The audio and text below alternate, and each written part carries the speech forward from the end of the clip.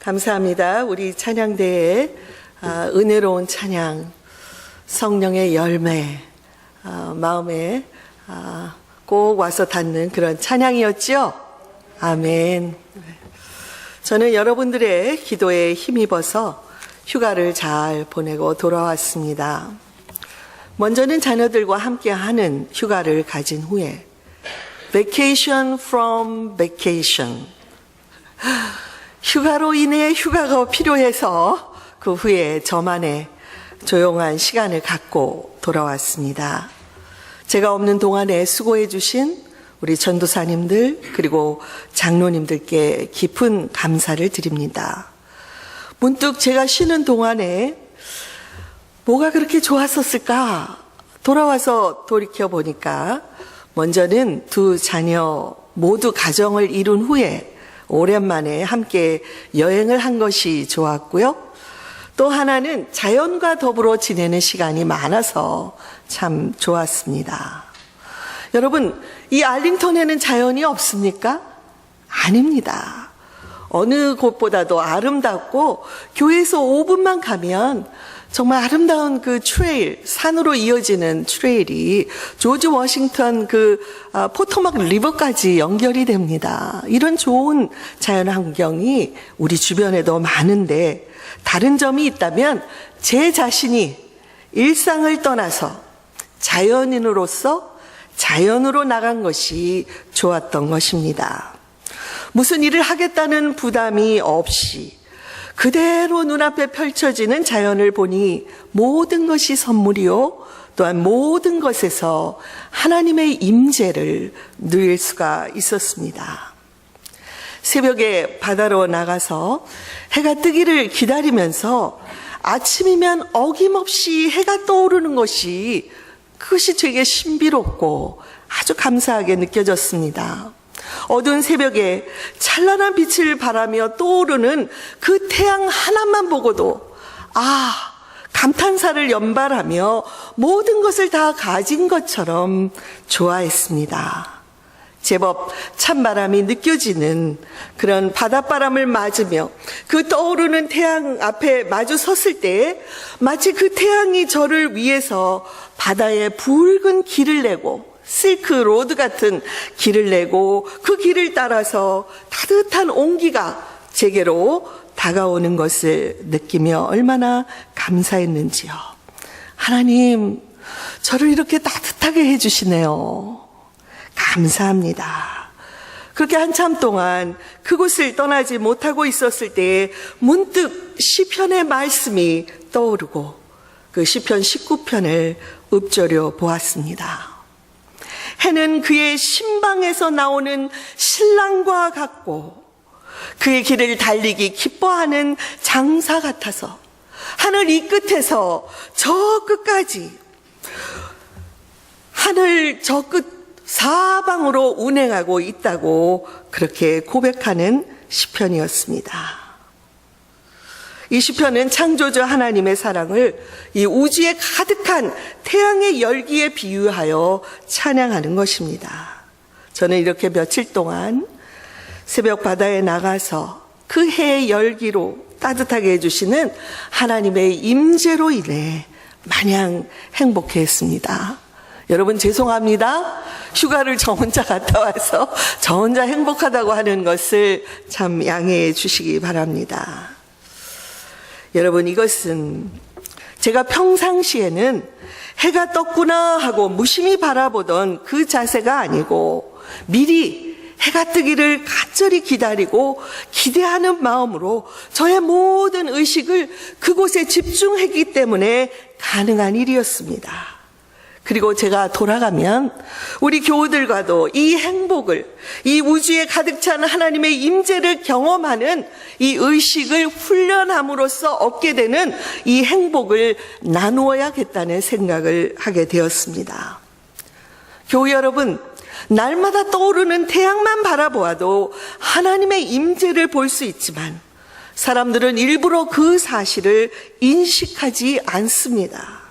해가 떴으니 하루가 시작되었고 하루를 무엇에 쫓기는 사람들처럼 정신없이 살아가고 있습니다.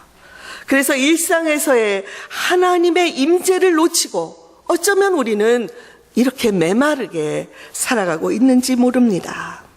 하지만 우리가 해를 바라다 볼 때마다 의도적으로 우리의 의지를 가지고 온 우주에 가득 찬 하나님의 임재를 바라보고 그분의 그 사랑이 나만을 향해서 달려오는 것 같다는 그 의식을 갖고 그 해를 바라보는 훈련을 한다면 여러분, 우리의 일상의 삶에서 이곳에서 지금 예배를 드리는 이 순간에도 하나님의 임재와 신비를 얼마든지 누릴 수가 있습니다.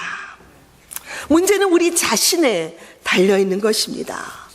그동안 매일 우리를 분주하게 만드는 시간표에 따라 우리는 열심히 살면서도 진작에 하나님의 임재의 우선순위를 두고 살려는 마음의 자세가 부족했기 때문에 매일 하나님께서 우리에게 누리라고 주시는 그 일상의 행복들을 지나쳐버린 것은 아닌가 하는 그런 생각을 하게 되었습니다. 여러분, 오늘뿐만이 아니라 이렇게 맑고 쾌청한 날씨가 시작되었는데요. 1년 중 가장 풍성한 계절의 이름이 뭐죠?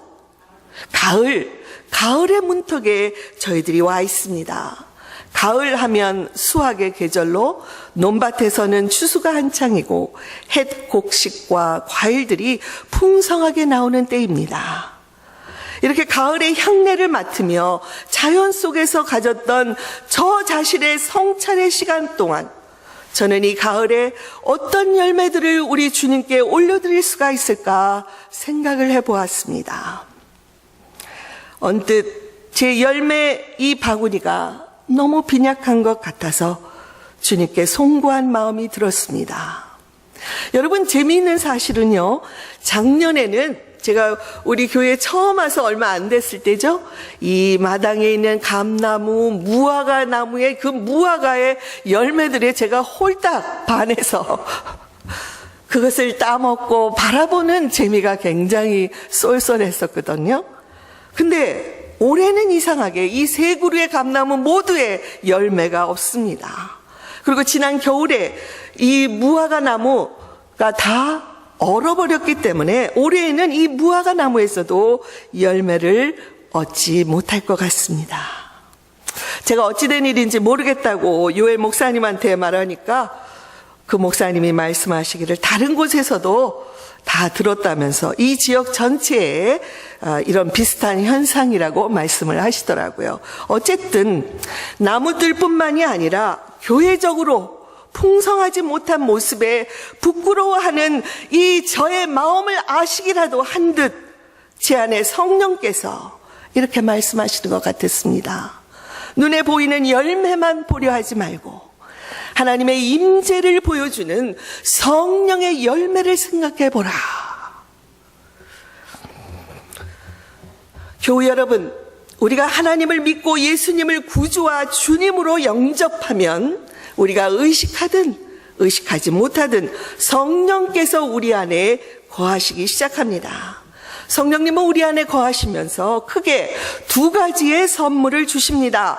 하나는 성령의 은사요, 또 하나는 성령의 열매입니다. 이들은 굳이 따로 구별하지 않는다고 해도 결국은 한 성령께서 주시는 선물인 것입니다. 은사란 gift 또는 talent, 우리에게 주시는 이 은사들을 통해서 우리는 교회의 다양한 사역들을 섬기고 그로 말미암아 교회를 건강하게 세워가도록 해주십니다. 성경에는 다양한 성령의 은사들이 있고 그것은 각각 성령의 뜻대로 성도들에게 나누어 주신다고 말씀합니다. 이렇게 그런 이유로 인해서 우리는 서로 다른 은사를 가진 다양한 성도들끼리 서로 시기하거나 질투해서는 안 된다고 말씀하십니다. 이렇게 성령의 은사는 우리의 외적인 신앙적인 행동에 영향을 미치지만 또 다른 선물은 우리의 인격이 자라면서 그리스도 안에서 성장해 가면서 더욱 우리의 인격이 그리스도의 성품을 닮아가는 그 열매를 맺게 된다는 것입니다. 그러므로 이 성령의 열매는 좀 더 내적인, 인격적인 성장을 말합니다. 은사는 인격의 열매를 낳고 또 성령의 열매는 더욱 풍성한 은사를 주심으로 이 둘이 서로 보완하고 협력함으로써 성도들이 성장하게 되고 그로 말미암아 자연히 교회가 성장하도록 하신 것입니다. 저는 우리 교회의 성령의 은사와 열매들의 증거가 풍성하게 나타나기를 바랍니다. 감사합니다. 그런데 저는 숫자적인 부흥도 물론 중요하지만 그보다 우선적으로 여러분들이 성령의 은사와 열매들로 성장해 가는 것을 보고 싶습니다. 그리고 여러분들이 그 성장으로 말미암아 여러분 안에 하나님의 임재를 경험하고 행복한 신앙생활을 하게 되기를 바라는 것입니다. 여러분 이왕 신앙생활을 하는데 행복하게 하기를 원하시죠? 그것이 바로 제가 원하는 것입니다. 제가 주님께 바칠 열매가 적어서 부끄러워했다는 것은 성령의 은사에 좀 더 초점이 맞추어진 것으로 보여지는 외적인 증거들이 부족했다고 생각했기 때문입니다. 그런데 우리 성령께서는 외적인 은사 중심에서 내적인 열매들을 먼저 보라고 저를 깨우쳐 주셨습니다. 왜냐하면 내적인 변화가 일어나야 진정한 외적인 변화가 따르게 될 것이기 때문입니다. 그러나 우리 안에서 어렸을 적부터 형성해온 우리의 가치관은 자꾸 외적인 것, 보이는 것, 결과 중심으로 끌어가려고 합니다. 그리하여 우리로 이 과정의 중요성을 잊게 만들고 그리고 그날 하루에 가득 찬 하나님의 임재를 의식하지 못하도록 만드는 것입니다. 이런 우리의 성향을 바로하고 우리 자신을 쳐서 복종시키기 위해서 우리는 날마다 영적인 훈련을 하는 것입니다. 이렇게 성령께서 저를 깨우쳐 주시자 저는 어느새 부끄럽고 송구한 마음에서 자유로워지기 시작했습니다. 어느덧 제 마음에 우리 교우 여러분 한 분 한 분의 모습이 떠오르기 시작했고 제가 이전에는 미처 보지 못했던 여러분의 인격과 삶에서 맺고 있는 성령의 열매들이 보이기 시작했습니다. 얼마 못 가서 그 열매들로 풍성해진 저의 바구니를 보면서 제 영혼 깊은 곳에서 감사와 찬양이 솟구치기 시작했습니다. 여러분 갈라디아서 5장 22절 23절에 나타난 9가지 성령의 열매를 잘 아시지요? 제가 9가지 성령의 열매 그러면 다다다닥 9가지를 암송할 분들이 여기 많이 계실 줄로 압니다. 그런데 늘 암송하고 늘 알면서도 그 열매들에 대해서 얼마나 진지하게 생각해 보셨는지요. 예수님께서는 들을 게 있는 자들은 들으라고 자주 말씀하셨는데 그것은 잘 듣고 머리로 이해하라는 것 이상을 말합니다. 우리의 영혼 깊은 곳으로부터 말씀으로 인한 깨달음이 있어야 한다는 것입니다. 깨달음이란 우리 영성 훈련에 있어서는 아주 중요한 것인데요.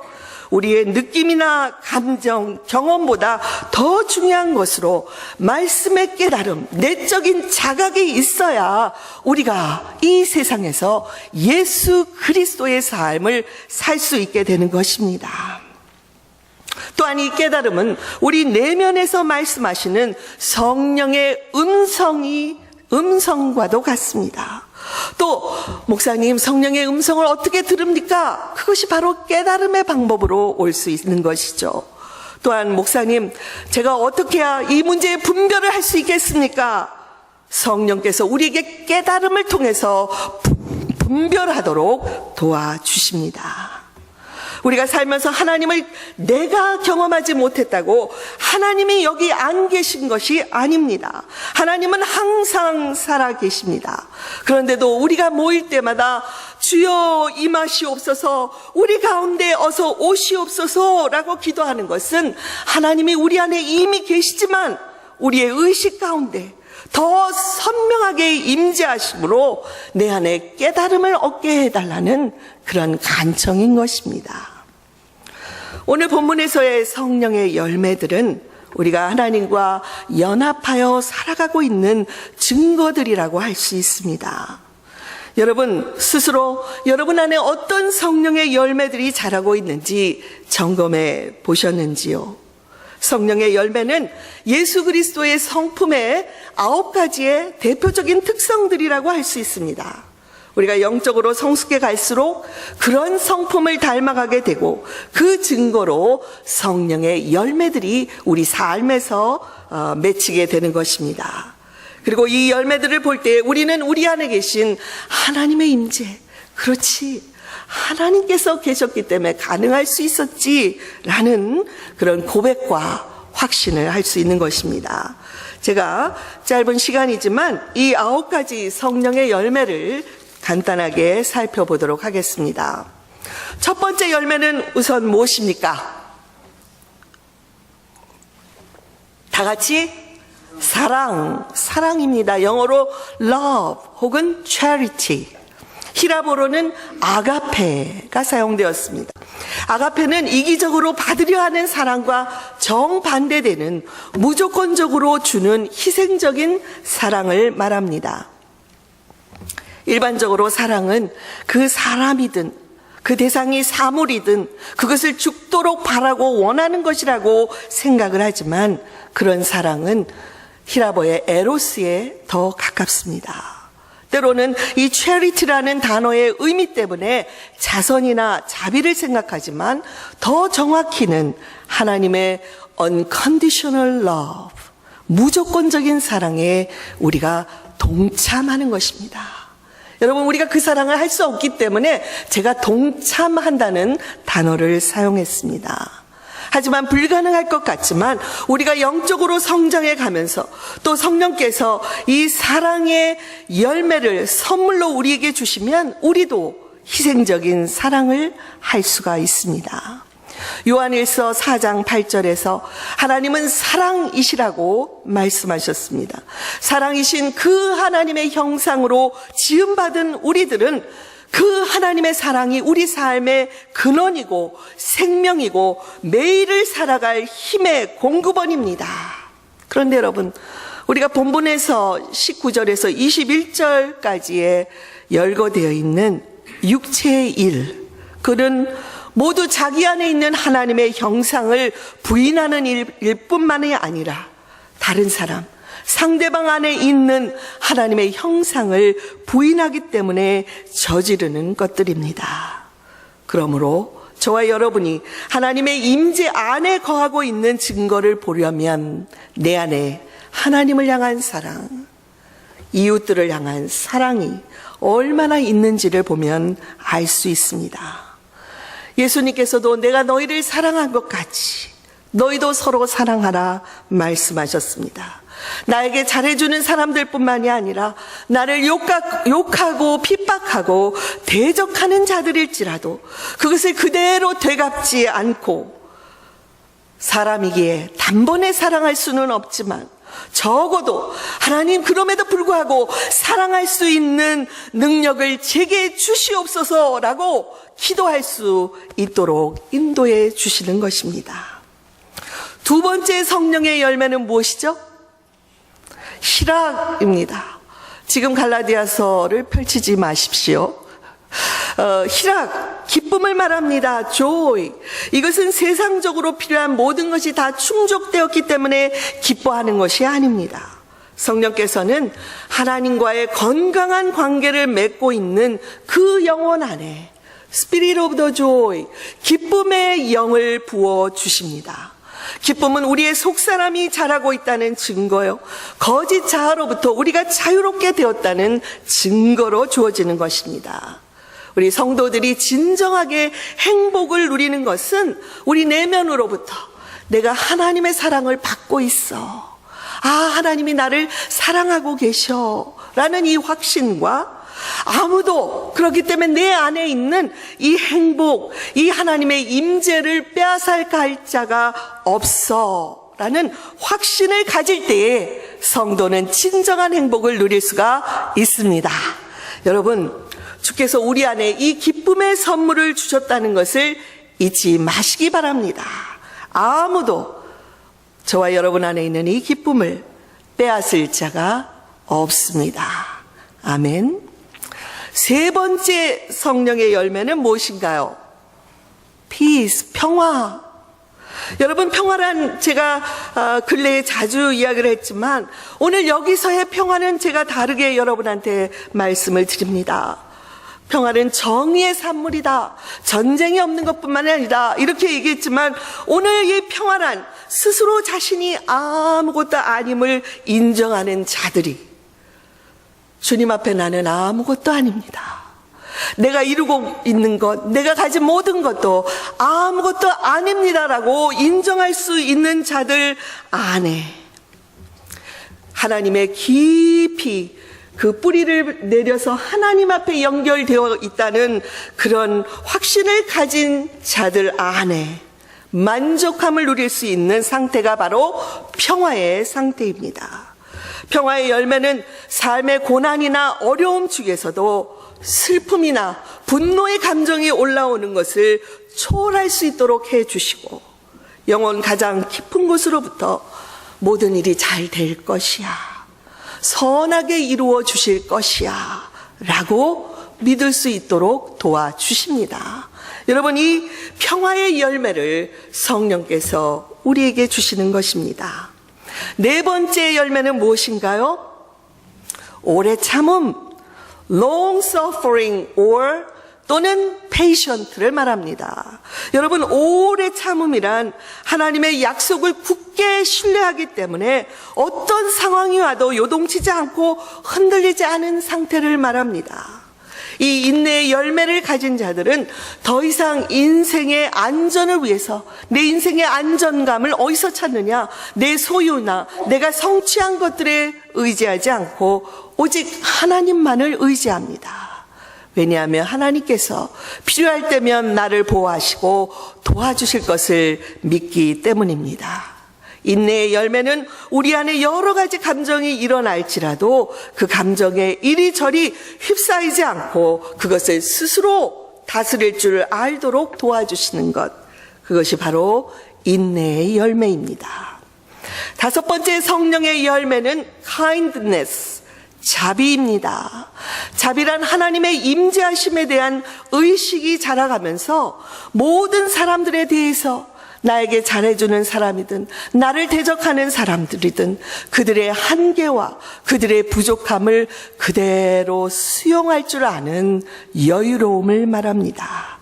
그래서 어떤 사람이 내 앞에 설지라도 그들을 수용할 줄 아는 그것이 바로 자비입니다. 이때 다른 사람들을 억지로 내 뜻대로 변화시키려고 하지는 않지만 그러나 그들이 도움을 요청할 때에는 언제든지 도와줄 마음의 준비가 되어 있는 그 선물이 바로 자비입니다. 여섯째 성령의 열매는 양선. 영어로 goodness라고 합니다. 제가 영어를 잘해서 하는 것이 아니라 한국어 번역이 우리 때로는 이게 헷갈리거든요. 그래서 goodness를 양선이라고 합니다.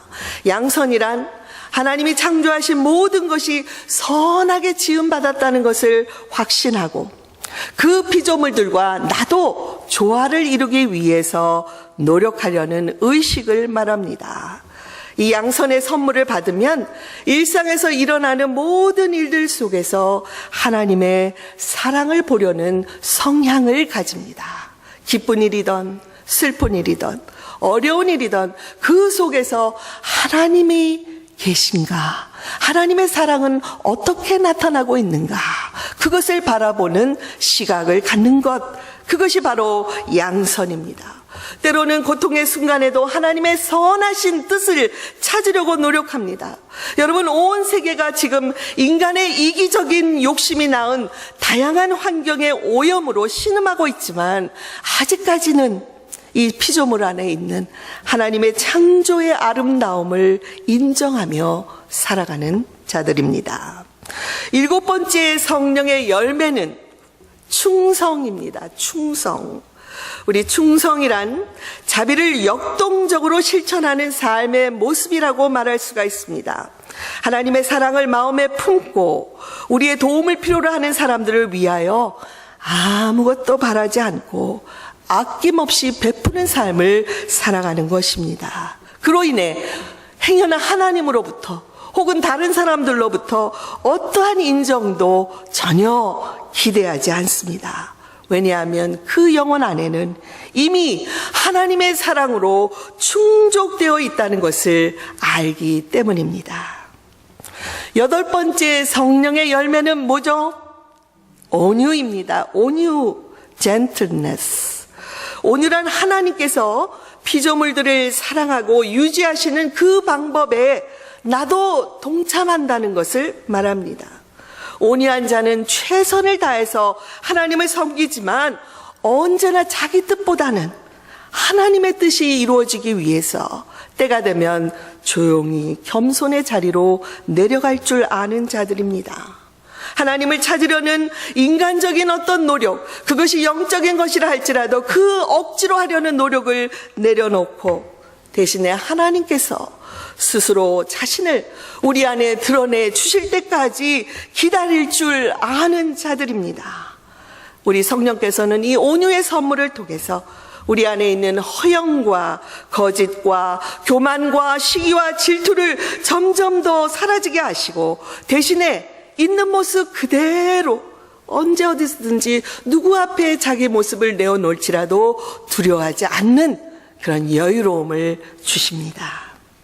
마지막 9번째 성령의 열매는 다 같이 절제, self-control입니다. 절제의 열매는 단순히 감정을 억누르려는 그런 의지력을 말하는 것이 아닙니다.